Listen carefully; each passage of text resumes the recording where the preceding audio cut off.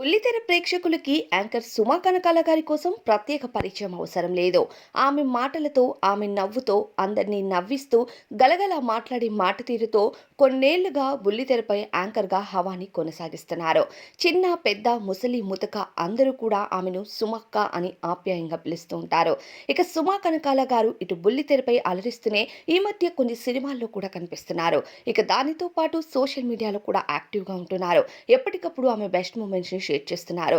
ఇకపోతే బుల్లితెరపై కూడా భర్త రాజీవ్ కనకాలను రాజా అని పిలుస్తూ భర్తపై ఉన్న ప్రేమను తెలియచేశారు. ఎందుకంటే ఆ మధ్య రాజీవ్ కనకాల, సుమా కనకాల విడాకులు తీసుకోబోతున్నారనే వార్తలు సోషల్ మీడియాలో ఒక్కసారిగా వైరల్ అవ్వడంతో ఇప్పుడు అప్పుడప్పుడు షోస్ కి భర్త కూడా వస్తూ ఇద్దరు కలిసి జనాలను ఎంటర్టైన్ చేస్తున్నారు. ఇక ఎంత బిజీగా ఉన్నా సరే సుమా కనకాల గారు ఆమెకున్న సమయాన్ని ఫ్యామిలీతో కూడా గడపడానికి బాగా ఇష్టపడతారు. ఎక్కువగా ఫ్యామిలీతో కలిసి వెకేషన్స్ కు వెళ్తున్న బెస్ట్ మూమెంట్స్ ని కూడా షేర్ చేస్తూ ఉంటారు.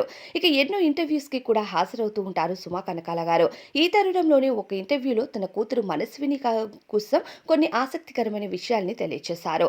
మనస్విని సోషల్ మీడియాలో చాలా ఇనాక్టివ్ గా ఉంటుంది. తనకు చిన్నప్పటి నుంచి కుటుంబం అంటే చాలా ఇష్టం. ఫ్యామిలీతోనే ఎక్కువ సమయాన్ని గడపడానికి ఇష్టపడుతుంది. ఇకపోతే నేను మా మనస్విని చిన్నప్పుడు చాలా బిజీగా ఉండేదాన్ని. అప్పట్లో స్టార్ మహిళా షో ఎంత పాపులారిటీని దక్కించుకుందో అందరికీ తెలిసిందే. ఆ షో టైంలో మనస్విని నెలల బిడ్డ. కానీ అలాంటి టైంలో కూడా నేను మనస్వినిని తీసుకొని స్టార్ మహిళ ఎపిసోడ్స్‌ని షూట్ చేయడానికి వచ్చేదాన్ని.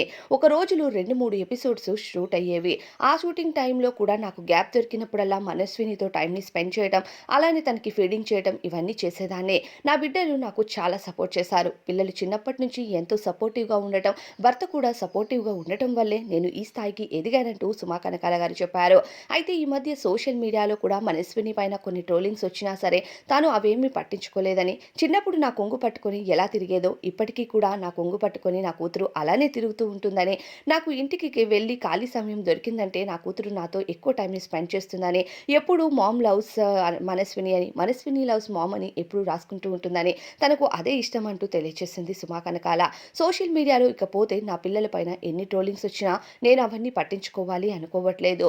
ఇక మన అందం అన్నది, రూపన్నది దేవుడు నిర్ణయించిందే. దాన్ని పట్టుకొని ట్రోలింగ్ చేసే వాళ్ళని నేను పట్టించుకోను. దయచేసి ట్రోల్ చేయకపోతే మంచిది అంటూ సుమా కనకాల ఇటీవల ఒక ఇంటర్వ్యూలో చెప్పుకొచ్చారు. మరి దీనిపైన మీ అభిప్రాయం ఏంటి అన్నది కామెంట్స్‌లో చెప్పండి.